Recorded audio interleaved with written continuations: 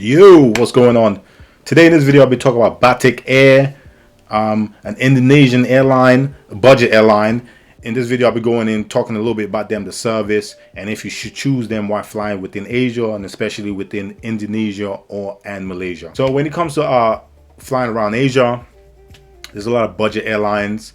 There's loads of airlines to choose from. So when you're looking at going domestically within the country, let's say within Malaysia, or you're going from Thailand to Malaysia, there's going to be loads of budget airline options.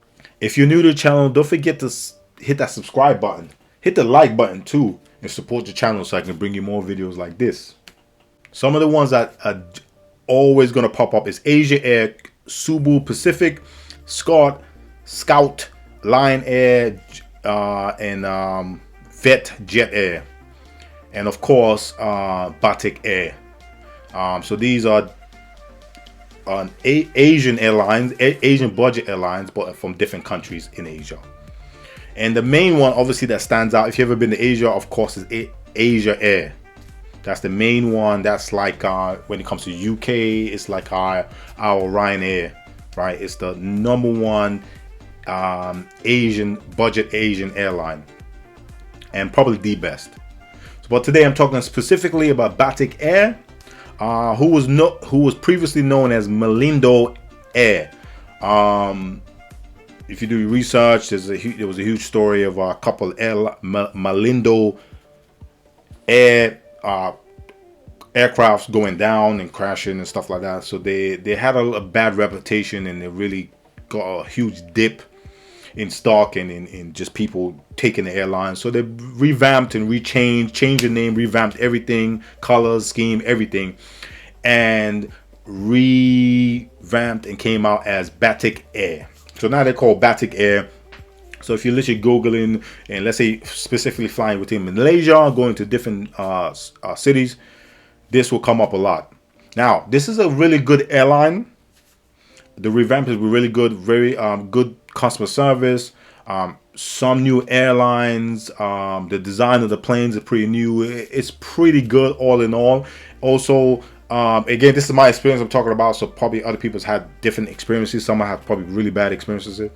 And as far as me taking it, I only took it once, but I didn't take it again because I had a little bit of a scare, and I'll tell you about that in a second. But as far as booking was easy. It's very cheap. Like for instance, I booked from KL, Kuala Lumpur, which is the capital, to Penang, and it cost me 32 pounds. 32 pounds for one way, and that was economy.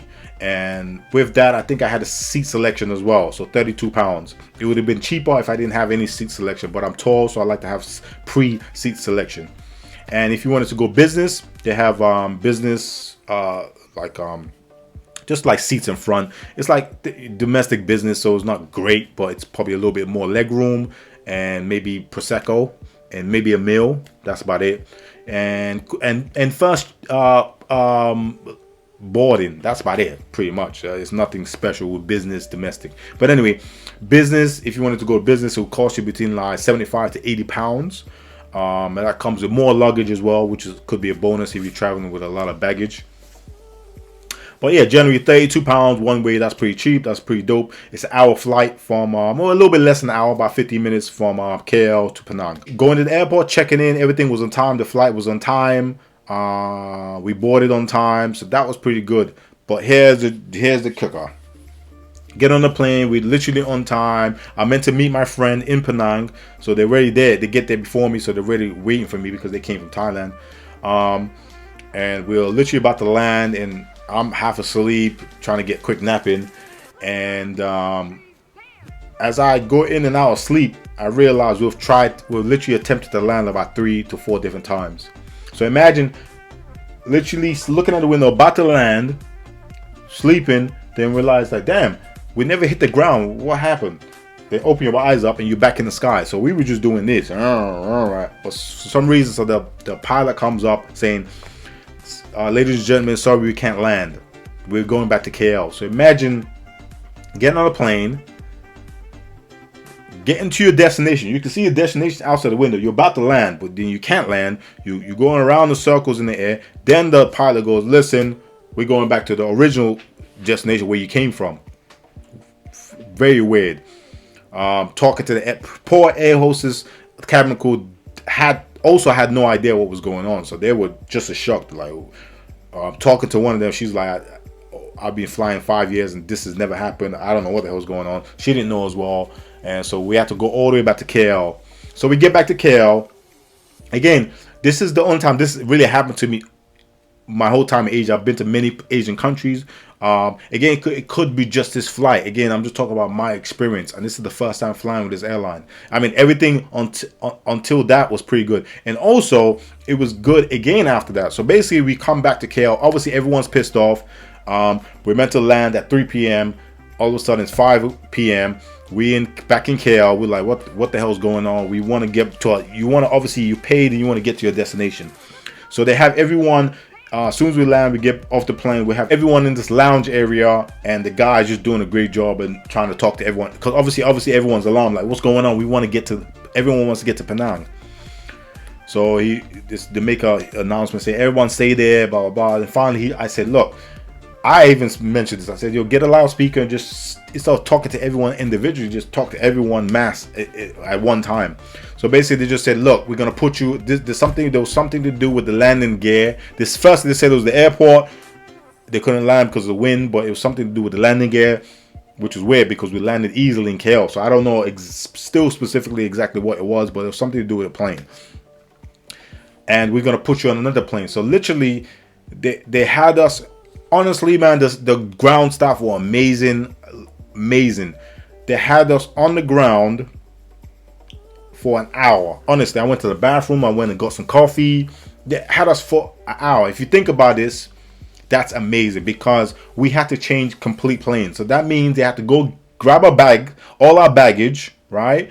Transfer it to a new plane, then check everyone else in, same seats, onto the new plane. Right, so that all was like within an hour. They did that so quickly, and honestly, I give my hats off to the staff. So I'm in two minds. Obviously, because this is the first time this has kind of happened, I was a little like, what the fuck? Damn, this airline, I don't know. But I mean, the staff were amazing. The service was great, realistically, because on the second time when we got on a flight from KL to Penang, boom, 15 minutes, we landed, got off the plane, everyone got their bags. Everything was smooth. So you know what I mean, it just could have just happened that this particular plane was a little bit faulty. They shouldn't have put us on this plane, obviously, but they rectified by putting us on another plane, and we got there. I mean, we got to Penang at 6 p.m., which was 3 hours later or 4 hours later than the original time, but I mean, we got to Penang safely. I always rather get to a destination safely late than not at all, right? So it was fine. But again, I mean, my conclusion with for this airline, would it be my number one choice for a budget Asian airline? No, 100% would be Air Asia. Air Asia has more flights, more routes, and they're a lot better. There's of course there's delays, but they don't have a lot of cancellations. Good customer service, and they get you to your destination safely. That's the most important thing, right? And they have so many flights to choose from. So I would say Air Asia. But secondly, if there was no Air Asia or they was fully booked, I would try Batik Air again, because for money wise, I mean, Air Asia was about £40, I would say, and Batik Air was like £32. So cheaper. And newer planes, good leg room, good service. The air hostess, the cabin crew, they were amazing. You know, the plane was nice, new, not an old beat down plane. So honestly, next time I either in Malaysia or somewhere else in Asia, I would try Batik Air again. As a matter of fact, if I was going a longer distance, let's say 2 hours, I'm going to try the business and see what the business is like, and do another video about business, Batik Air business, because apparently they have one of the cheapest business class in Asia, but a really good business class. So I mean, all in all, this is a really good airline. The revamp is good. It's good plane. Well, good enough planes, I guess. I just had a better experience. But newer planes, clean, cabin crew are great, you know what I mean? They're very polite. Ground staff are really good. I mean, really, really good. And they get you to your destination, and also they're very reasonable priced, good pricing. So yeah, definitely either back in Malaysia or Indonesia, I'll definitely try this airline again. So yeah, definitely try it. But I mean, they're not the best. They're not the best Asian airline. Asian budget airline. Just bear that in mind.